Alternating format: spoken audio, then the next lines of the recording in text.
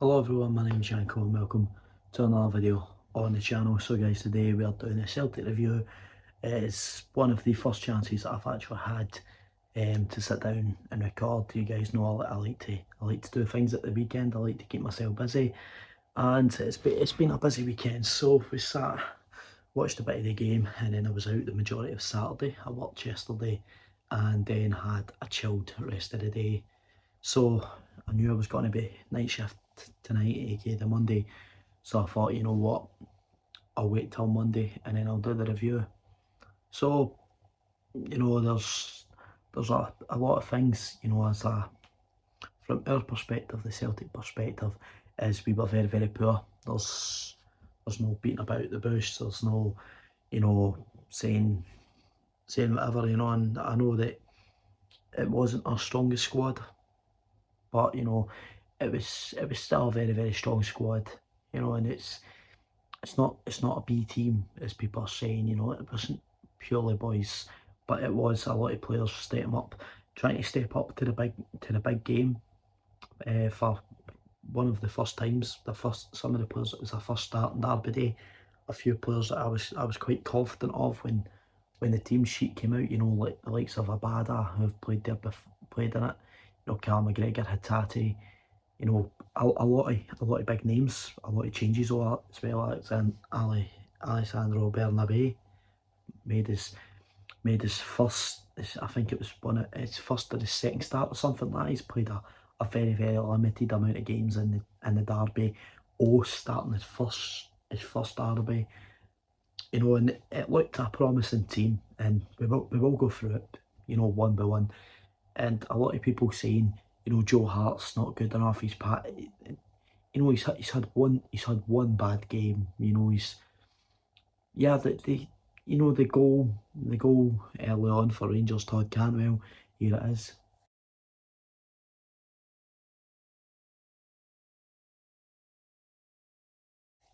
It's it's poor. Lundstrom hits a shot, he saves it, and it falls to Cantwell, and Cantwell does well to put it by. It's a great goal. I've said that to a few people. It's a cracking goal. It's a hard thing to do. As soon as it rebounds, people panic, but he took it well. But it wasn't really Joe Hart to blame. It was more defensively, and I've noticed in the last few games that without Vickers at the back, Starfelt's very, very shaky in most of the games. And Kobayashi was far off the mark on the game. Ralston, we know for a fact if Johnson's fit, he's playing it right back. Ralston, he's a good player, but he's not got that calmness about him to play in these games. He's a hot-headed player. He's good for the physical aspect and the nitty-gritty stuff, but on Derby Day you can't do that. You can't let the emotions get to you, and that's tends to be what Anthony Ralston tends to do. Bernabei, I thought, Bernabei defensively is not the greatest. Greg Taylor obviously is far better in defence, and Greg Taylor does give you that attack threat as well. But Bernabei, it was interesting to give the boy a chance. We will give him more chances, but today we knew. Well, I say today, I mean as in this game. In the game, we knew we couldn't take any risks on our big players. There were a few players that we knew in different positions, the likes of playing up front. When we know what Kyogo did the last time at Ibrox, we know what he did at Hampden, but we didn't want to play him the first half. We wanted to bring them on just in case of injuries. We have to be cautious here. We do have St Mirren, we do have Aberdeen and Hibs. We don't have the likes of Rangers or Hearts coming up, but we do have Inverness in the final. And we realistically, we can't afford to lose a star striker in a Scottish Cup final, regardless of who we play. But the midfield, Cal McGregor was far off the mark. It's the worst game I've seen him playing this season. I'm not saying he's a terrible player. He's a fantastic player, but it's one of the games that he had a really tough game. He really struggled to get into it. He really struggled to kick into gear, and it was just shocked, with the way Rangers have played against us the last few times, to come out and be as aggressive as they did. We weren't expecting it. We weren't expecting them to come out and pile the pressure on. Did we have the players that could have done the job? Yeah, on paper, yeah, it was a very balanced, a very strong Celtic side. Realistically, the players should be able to do it, but Callum McGregor played very, very well. Rio Hatate, I didn't think was very active in the game, not with what I seen anyway. He made a few good passes, a few chances and stuff, but nothing spectacular that we've seen over the time that he's been. I highly rate Rio Hatate. I think he's a phenomenal midfielder. The same as the man that was partnered with him, Matt O'Reilly.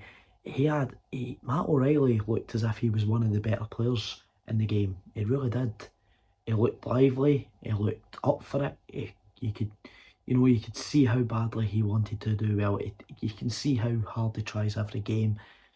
He's one of those players. If he doesn't get an assist or he doesn't get a goal or anything, he tries to be a part of build-ups. He tries to get in about it and do the dirty work as well. So he's a well-rounded player, Matt, and I think he's a fantastic player. And I think he was one of the ones that did try and put us on the map and try and get us into the game and create something. And conceding in the first 5 minutes at Ibrox is a very, very difficult task to pull back.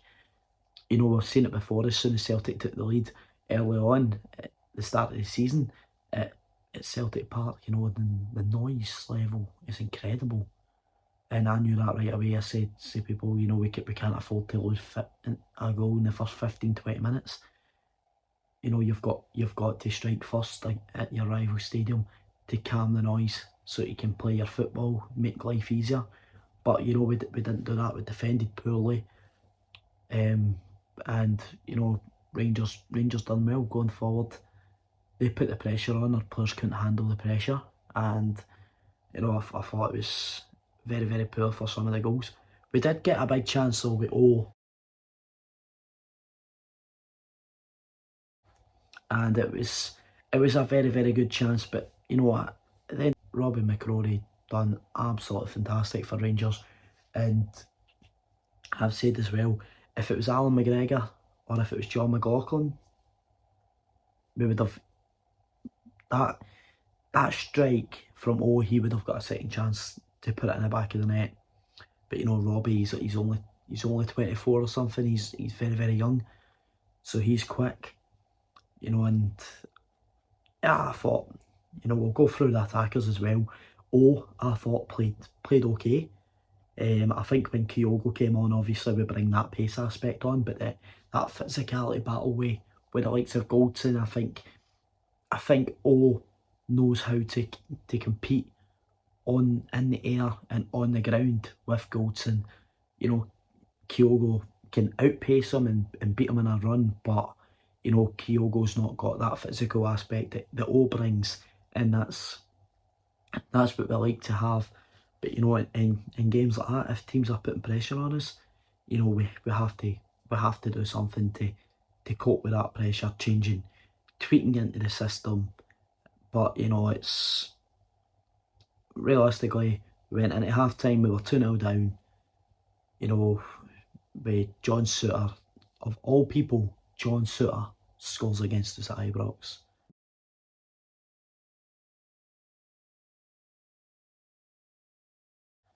It's yeah, I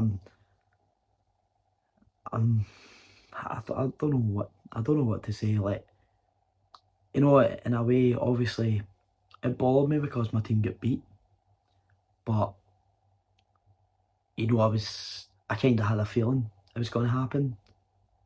After we went 1-0 down, I just had that feeling. I'm like, this isn't the game. Seen it open a few minutes, I'm like, this isn't our game. This is Rangers' game, and I says, that's a chance. That's a chance to beat us. But fair play, all credit to Rangers, even though obviously it does hurt me to say that, but I do have to give credit when credit's due. And a lot of people are the same, supporting against their rivals. You don't want to admit, but sometimes you just have to admit that you were the second best team in the game. Your team didn't show up, didn't perform, didn't do what we normally do, and it's at the end of the day, it's Rangers' first win against us this season, and it's probably been the best performance against us this season. It's the best they've played in a number of weeks, and I'm sure a lot of the Rangers fans will have a bit of a relief. Their players were causing problems, and the star players was obviously Todd Cantwell and Nicola Raskin. They two were sensational for them today. Won the game. Sorry, I keep saying today. I keep forgetting it's been a few days, but that's going to happen because sometimes I do my reviews on the same day. But I think out wide we had Abada. He's done brilliant in derbies, obviously notorious for beating Barisic at the back post twice. He really struggled against Yilmaz. He really did. Radvan was causing him problems. In Abada, he beat him. He beat him once. It's disappointing for a player like Leo Abada. This was his opportunity. This was a lot of the players' opportunities. And Jota, I thought, wasn't the way he normally is. He didn't create as many chances as he normally does. If I do remember, I will show the goals. I keep forgetting to talk about them, and then of all people to kill the game off, it's Fashion Sakala.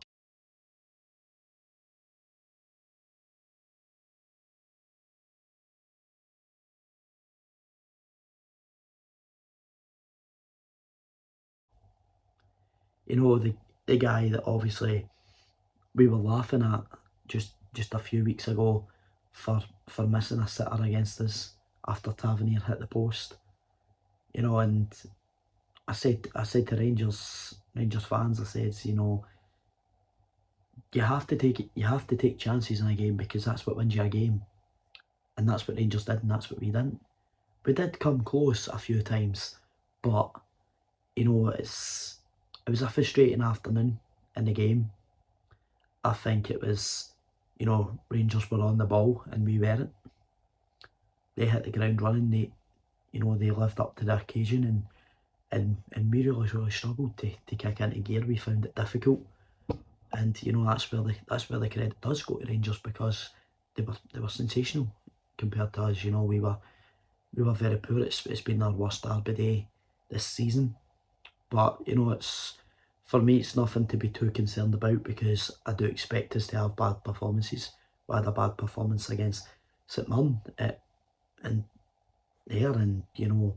Rangers have beat us twice in the league in 2 years, almost in 2 seasons. So it has become a lot closer. I think Rangers are closer than they have been before last season. And it will be interesting to see next season, but I'm looking forward to our game against St Mirren, and then I'm looking forward to the game against Hibs and Aberdeen, lifting the trophy, and of course the Scottish Cup final on the 3rd of June. So we still have a lot to look forward to, and we've got to take the result on the chin and move on to the next game.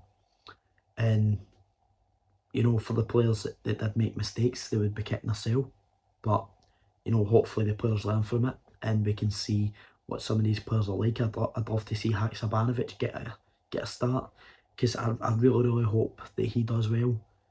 And I've liked the glimpses that we've had of him. Do I play Kyogo? I wouldn't risk Kyogo.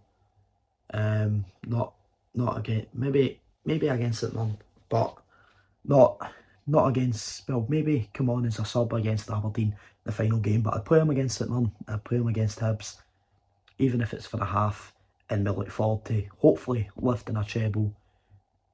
I say hopefully. I don't want to underestimate Inverness. They're on a good form now this season. They've been good, but you know, we're the reigning champions, we're double winners, potential treble. You know, we've had a really good season in Scottish football terms. And yeah, we move on to the next one. If you have enjoyed the video, make sure to leave a like, subscribe to the channel if you're new, ding the bell, so you guys never miss an upload. I'll see you guys in the next one. Till then.